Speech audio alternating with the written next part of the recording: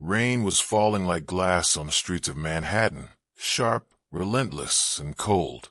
The kind of downpour that makes even the rich retreat behind tinted windows and chauffeured silence.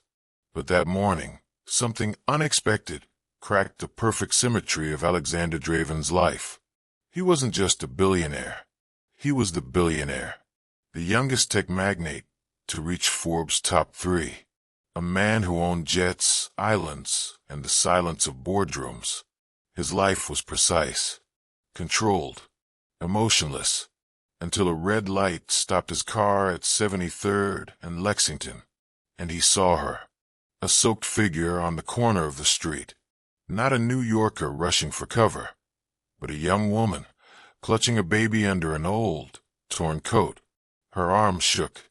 Her back was curved like a shield, protecting the tiny child from the merciless rain. Something flickered inside Alexander. He didn't know it yet, but that moment, that glimpse, was about to rewrite everything. Inside the black Rolls-Royce, the silence was surgical. No music, no noise, just the rhythmic patter of rain and the hum of wealth. Alexander's mind was already at the airport. A $500 million merger was waiting in Zurich, and his schedule was carved into stone. But something about the way the woman stood unmoving in the storm gnawed at him. He looked again through the rearview mirror. Her sign was scrawled in black ink. Please. Shelter. Food. Anything. He remembered something then. A night in his own past. One that smelled like rain and tasted like fear. He clenched his jaw and looked away. But the light didn't change, and neither did the feeling rising in his chest. Alexander had built a life where emotion was a weakness. But that morning, something cracked the armor. With a quiet breath, he rolled down the window. "Get in," he said. The woman blinked.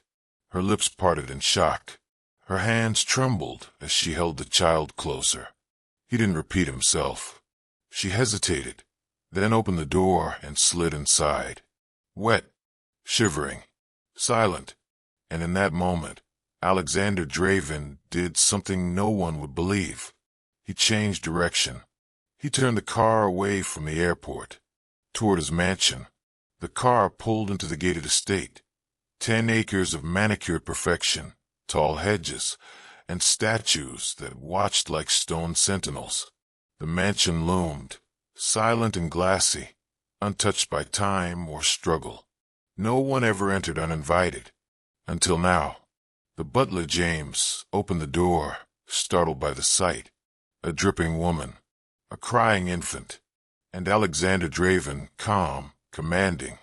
"Prepare the east wing," he said simply. James didn't ask questions. He never did. The woman stood in the entryway like a statue, soaked and trembling. I don't understand," she whispered. Alexander glanced at her. "You need shelter. You have it." She swallowed hard. Her voice cracked. "Why are you doing this?" He didn't answer. Instead, he turned and walked away. That night, the mansion, cold, vast, and quiet for years, echoed with the soft, unfamiliar sound of a baby breathing in sleep. And something in the walls shifted. The next morning, the staff brought warm clothes, fresh towels, and baby formula. Emily, that was her name. Thanked them all, always holding her baby close. The child's name was Grace, 6 months old, eyes too big for her face, cheeks that hadn't smiled in weeks. Emily tried to remain invisible, never daring to ask for more than what was offered. But she watched Alexander from afar, always silent, always distant, a man more myth than mortal.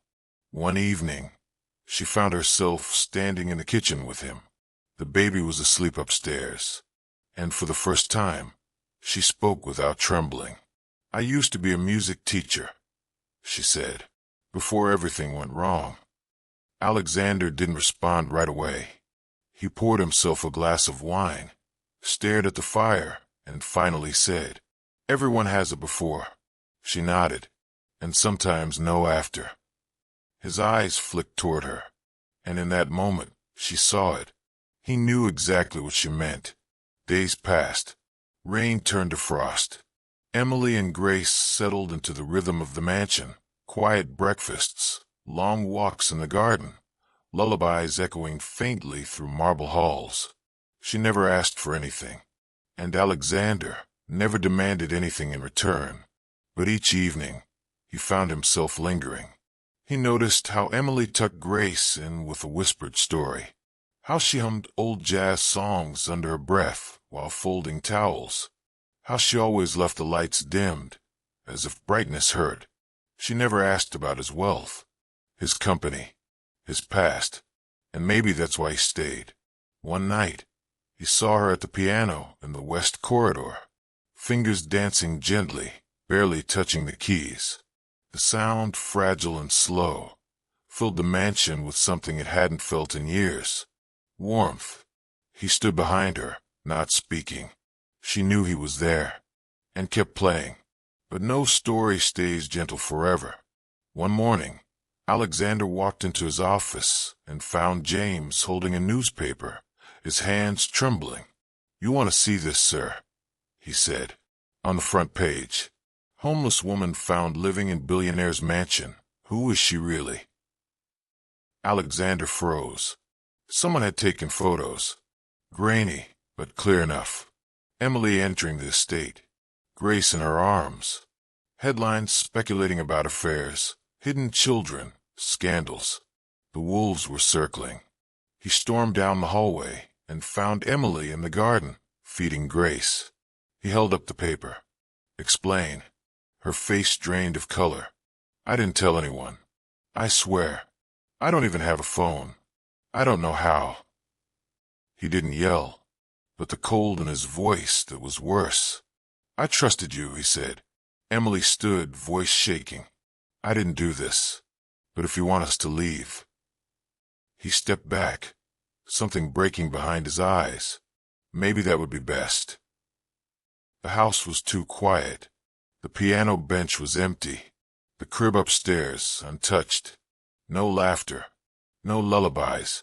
No Emily. James found the note before Alexander did. Just 4 lines. Handwritten. Shaky. "Thank you for everything. I didn't mean for trouble to find us. I can't risk Grace getting hurt. Please forget we were ever here." Alexander stood in the doorway, fists clenched. He had faced boardroom wars, financial meltdowns, global scrutiny. But nothing hurt like that piece of paper. He searched the security footage. She had left just after 4 a.m., carrying Grace, wrapped in a single blanket. No cab, no car, no direction. Gone. That night, Alexander walked through the halls of his mansion like a man lost in a museum of memories that weren't his. He stood in the nursery, touched the crib rails, sat beside the cold piano, and for the first time in years, he wept. He wasn't crying for her. He was crying for himself, for the boy he once was, for the mother who had vanished, for the life he built from stone because it was easier than feeling. Emily had cracked the armor, and now that she was gone, he realized what had been growing inside him all along. Love, not the romantic kind, but something deeper, sacred, the kind you don't know how to name until it's too late. The morning after her disappearance, Alexander didn't call security. He didn't contact the police. He called someone else. James answered on the first ring. "She's gone," Alexander said. "I know," James replied, voice low, "but I think I can help you find her." Within an hour, James handed him a file. Slim, sealed, government stamped. Emily's real name was Elena Darcourt, a name linked to an old scandal. Her father, once a UN diplomat, had vanished after being accused of laundering millions through child protection charities. The headlines had destroyed her life overnight. Her mother died of cancer the year after. At just 17, she changed her name, disappeared, rebuilt herself from scratch, and kept running ever since. Emily had learned early that the past always found you, no matter how far you ran. She stayed in a quiet part of the Bronx, hiding in a friend's basement. Grace thought they were on an adventure. Emily told her stories by candlelight and prayed the walls would hold. She couldn't shake the feeling that Alexander's world, his wealth, his order, his power, would collapse the moment he saw who she really was. She believed he'd never forgive her. But what she didn't know was that Alexander had already made peace with her silence. What haunted him was that she didn't give him a chance to choose. She was standing in line at a church pantry, a gray scarf wrapped around her head. Grace pressed to her chest. She didn't see the black car pull up, but she felt it. The presence, the gravity. When she turned, Alexander was already there. He wasn't wearing his usual suit, just a dark coat, open at the collar. Rain slicked his hair, but his eyes, sharp, wild, searching, never left hers. Emily froze. People stepped aside without being asked. The world narrowed to just them. He walked to her slowly. No security, no anger, no mask. "Why did you leave?" he asked. Her lips parted, but the words stuck. "I thought I was protecting you," she said.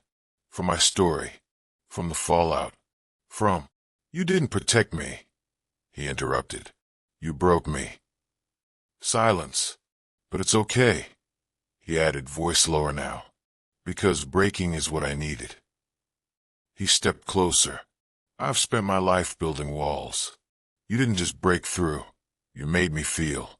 And now I can't go back." Emily's eyes filled with tears.